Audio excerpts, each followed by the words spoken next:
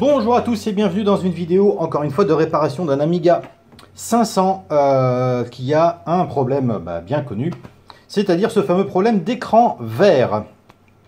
Donc, ce que l'on peut constater en premier lieu, c'est que le support d'Agnus est cassé. Alors, si on regarde là, ici, voilà, on voit que le support est cassé, donc ça, c'est foutu. On voit aussi qu'il est cassé là. Voilà, donc ça, tout simplement, si Agnus ou FatAgnus n'est pas reconnu, on aura obligatoirement un écran vert. Donc ce que ça donne à l'écran avec donc les diagrammes, c'est ceci. Voilà, on obtient donc cet écran qui passe du vert au rouge. Donc là, en fait, la diagramme essaye de chercher la mémoire chip, mais elle ne la trouve pas.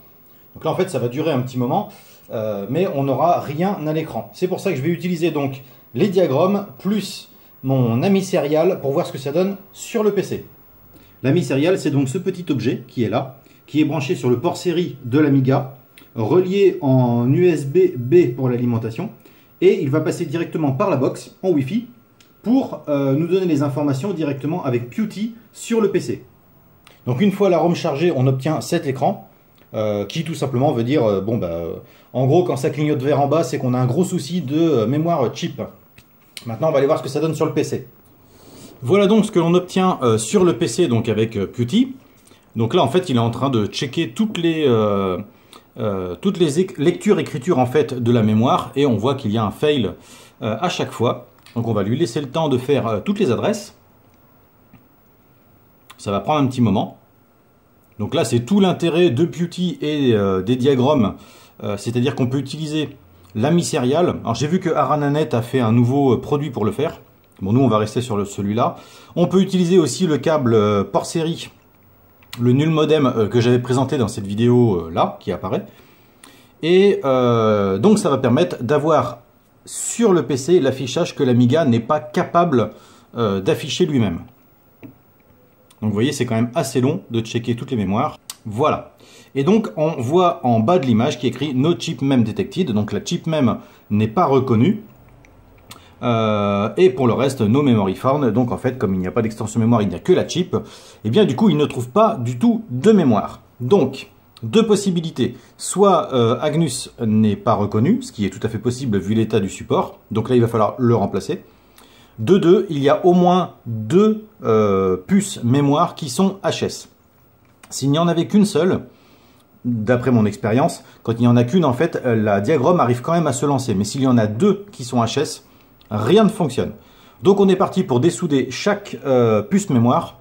Et puis on va aller vérifier sur une carte d'extension où les puces sont amovibles pour voir si elles fonctionnent. Pour ça, rien de plus simple, on va tout simplement dessouder les 4 puces qui sont là. Je vais faire ça à l'air chaud. Bien évidemment, je ne vais pas le filmer puisque je l'ai déjà filmé X fois. Donc on se retrouve une fois que tout ça est dessoudé. Donc j'ai dessoudé chaque puce mémoire, voilà, elles sont là, j'ai les 4, et là on se retrouve sur ma carte d'Amiga 500 de test. Donc celle-ci possède beaucoup de supports en fait, beaucoup de supports de composants, et donc je vais pouvoir retirer les composants qui sont fonctionnels ici. Je vais le faire un par un pour trouver celui qui ne fonctionne pas. Donc par exemple je vais retirer celui-ci, redémarrer l'Amiga avec une ROM, donc une diagramme, là c'est une version 1.1 mais ce sera exactement la même chose. Et si au démarrage ça fonctionne, eh bien c'est que la puce mémoire est fonctionnelle. Et si ça ne fonctionne pas, eh bien c'est qu'elle est grillée. C'est tout simple. Donc pour ce faire, j'utilise toujours mon outil d'extrême précision, mon Opinel numéro 9. Je retire la puce mémoire qui est ici. Et je vais prendre au hasard une des puces que je viens de dessouder. Bien évidemment, je fais attention au sens. Tac. Maintenant qu'elle est en place, je démarre l'Amiga et je vais vérifier s'il fonctionne. Voilà donc ce que j'obtiens à l'écran. Donc ça, c'est pas bon signe du tout, puisque normalement, j'aurais dû avoir un bon démarrage. Voilà, écran bleu. Et bien là, on peut être sûr que le composant que je viens de tester est HS. On essaye avec un autre. Allez, démarrage avec une deuxième puce. Là, on voit que la puce fonctionne. Oh, c'est cool, j'ai trouvé le premier composant testé était celui qui était HS. Donc pour l'instant, je le mets de côté pour ne pas le mélanger avec les autres. Voilà, on a donc un démarrage correct. Et on peut voir en bas de l'écran, ici, qu'il y a bien 512 kg de mémoire. Donc la puce est fonctionnelle. C'est parti pour la troisième.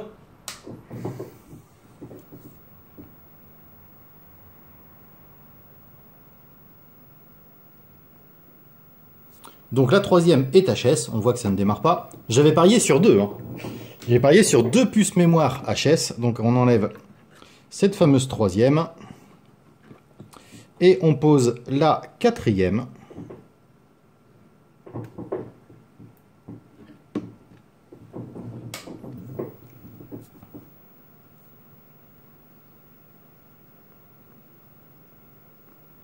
Oh bah ça c'est plutôt pas mal.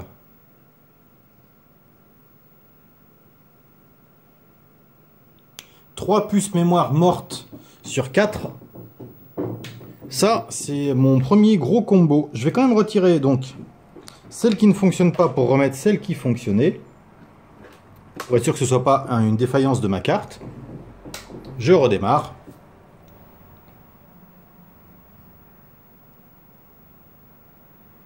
Et donc là, on a un démarrage normal. Alors ça, c'est la première fois. 2, j'ai déjà eu. Là, on a 3 puces mémoire HS. Donc, je vais tester 4 nouvelles puces. Et puis donc, je vais les assembler sur l'Amiga 500 qui était en écran vert. Et on va voir ce que ça donne. Bien, on se retrouve sur la carte donc, qui était en panne. Les nouvelles puces sont en place. Il ne reste plus qu'à les souder. Donc, c'est parti pour un petit peu de soudure.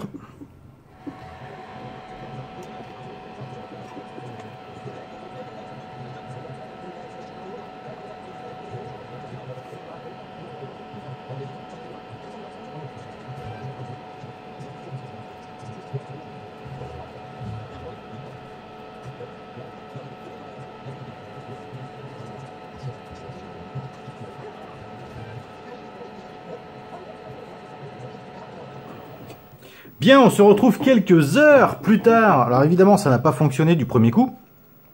Malgré le remplacement des chips mémoire, j'avais toujours un écran vert. J'ai donc changé le support d'Agnus, toujours un écran vert. Je me suis dit, bon allez, dans l'absolu, vu que c'est une carte d'Amiga 500 révision 6A, il y a des emplacements pour mettre d'autres chips mémoire. Eh bien, je vais le blinder, voilà, comme s'il avait un MO de mémoire. Sauf que je n'ai pas fait le hack pour avoir les 1 MO. C'est-à-dire que je n'ai pas fait le pont sur JP7A, ni le pont sur JP2.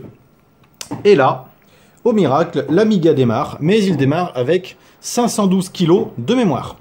Donc ça veut dire que les slots sur lesquels sont soudées les puces d'origine, ça ne fonctionne pas, mais sur les slots d'à côté, ça fonctionne. Et je ne sais pas pourquoi.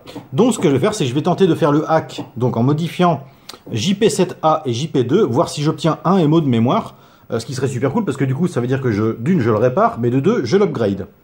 Donc c'est parti pour 2 petits ponts de soudure. Donc ça y est, je viens de couper le pont sur JP7A et donc de faire le deuxième pont sur le JP2. Et là, au miracle, j'ai mes 1024 kilos, hop là, donc mes 1 MO de mémoire qui sont reconnus. Alors, eh ben je sais pas. Je sais pas. C'est bizarre parce que en version 512 kg avec les chips d'origine, ça ne fonctionne pas. J'ai un écran vert, le démarrage ne se fait pas, rien n'est reconnu, ça ne marche pas. Si je mets donc la totalité des puces mémoire sans faire le hack 1 MO, j'ai 512 kg de reconnu. Et donc si je fais le hack 1 MO, j'ai 1 MO de reconnu. Alors je vais avoir un semblant d'explication qui, à mon avis, ne peut pas être autrement.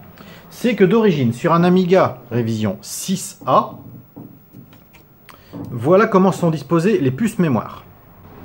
On a donc, en partant de la gauche, 1, 2, 3, 4. Et là, on a 512 kg.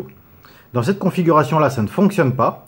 Par contre, en mettant 1, 2, 3, 4, donc en gros, en partant de la droite, donc 1, 2, 3, 4, je pense que ces 512 kg-là sont reconnus, mais pas les 4 premiers. Et du coup, quand on additionne le tout, bah, il doit prendre ça comme un groupe de puces et les additionner pour donc faire les 1 MO. Ce qui veut dire que pour l'instant, théoriquement, ça fonctionne. Il faut essayer maintenant avec une ROM, voir s'il démarre correctement. C'est parti avec une ROM 1.3 et un Gotek ainsi que Tiny Bobble. Donc là, je vois que sur le Gotek, la ROM est en train de se charger, donc là-dessus, pas de souci. Et à l'écran, tout semble correct. Là, il est en train de décruncher le jeu. Donc, c'est que cet Amiga est sauvé. Alors, c'est vraiment un gros coup de bol. Je pensais pas arriver à le réparer de cette manière. Déjà, je pensais que simplement en changeant les puces mémoire qui étaient grillées, on allait résoudre le souci. Et bien pas du tout. Il a donc fallu changer la totalité des puces mémoire, en rajouter 4 supplémentaires et faire le hack 1MO pour que ça fonctionne. Je sais pas trop pourquoi, je peux pas l'expliquer, mais bon. L'essentiel, c'est que cet Amiga refonctionne. Voilà, j'espère que cette vidéo vous a plu et je vous dis à très bientôt pour une prochaine vidéo.